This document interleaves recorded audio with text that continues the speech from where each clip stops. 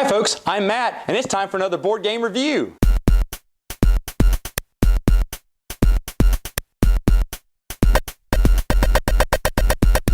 Alright, so today we're going to talk about two games the missus graciously got me for my birthday this past weekend. The first one is called just Star Wars. It's the Adventures of R2-D2 game. This was one of the first board games to come out about the movie. So it is very generic. As you see here, this is the board. It looks wonderful. It basically tells the story of Star Wars through, of course, the eyes of R2-D2. You get to start off these little cardboard cutouts. You have to put it together and put them on your little stopper there. And there's several in the bag there. I just got out one. And you just move along these circles. And how you do that is by just spinning the dial. Now, of course, the first person to make it through the entire story of Star Wars to the very end wins. This is a very simple game. It requires little to no instructions to play. Very simple, very easy, which is what a lot of board games were back then. So that's it for the R2-D2 board game. Let's go to the other one, a little bit more complicated, a little bit more enjoyable too. It's Ewoks Save the Trees. It's a 3D board game. So what does that mean? Look at this set. Watch.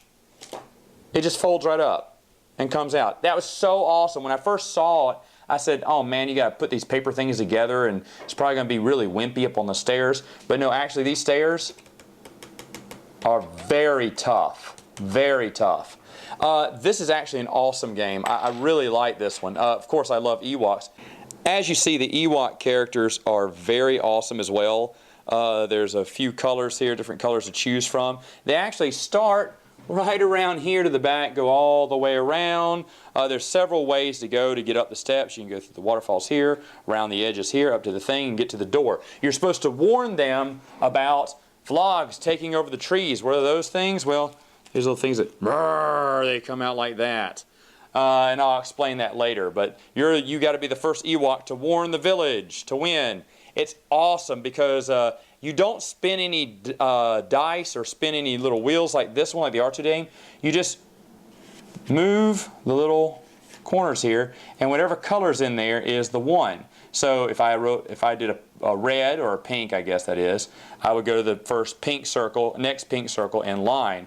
Then the next person could go red or pink again or nothing. If it's a nothing, that means they can either block someone's road with a flog, or that actually, if you look at this, it actually opens up a door, a shortcut if you're up here.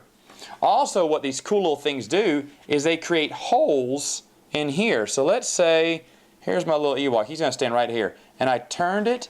Oh no, he fell. What happens? Well, he has to go back to spaces if he falls into one of these pitfalls. It's just so awesome because you do want to, there's another one over here. That's the back of them. But they can block other people's paths, or you have to go around this way. It can open up doors for you if you land on it. And of course, you got to land that way. Even the door to the hut is one of these things you got to turn until you finally get it. Now, I got it on the first try, but that's because I've been playing with it a lot. So you have to make sure you get one of those little dial things. Now, yeah, eventually I guess you could guess what colors are coming up next and what colors are available on these. But it does give you two options. You can turn one of them either way to pick what you want. But I think it would add enough to the game to make it be fun. This looks like it's a very fun, well put together game, and I really enjoy it. And I appreciate the missus for giving me both. I really do, because she knows I like Star Wars, she knows I like board games, so these games are right up my alley. Now, what do I think overall? Are these games worth your time? Yes and no, maybe. For instance, the first one, the R2-D2 game, very generic. Very cheap online if you want to get it. It's pretty cheap to find. But of course, unless you have just for little kids, it would not be fun for adults unless you make some kind of crazy drinking game out of it. The other one though, Save the Trees, Ewoks Save the Trees, I really like that board game. I like all the pieces. I like the 3D art. I like the gameplay. It looks to be really fun. Haven't played it yet, but plan on doing it soon with my little nephews. We should have a lot of fun playing it.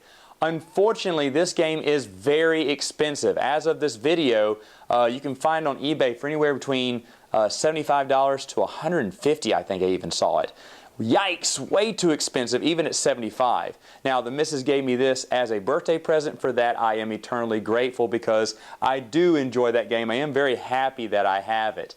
Other than that, though, I don't know. It's just plans on what you feel. Do you like Star Wars enough? Do you like old Star Wars board games enough? If that's the case, then yeah, you can add these to your collection. Nothing wrong about it.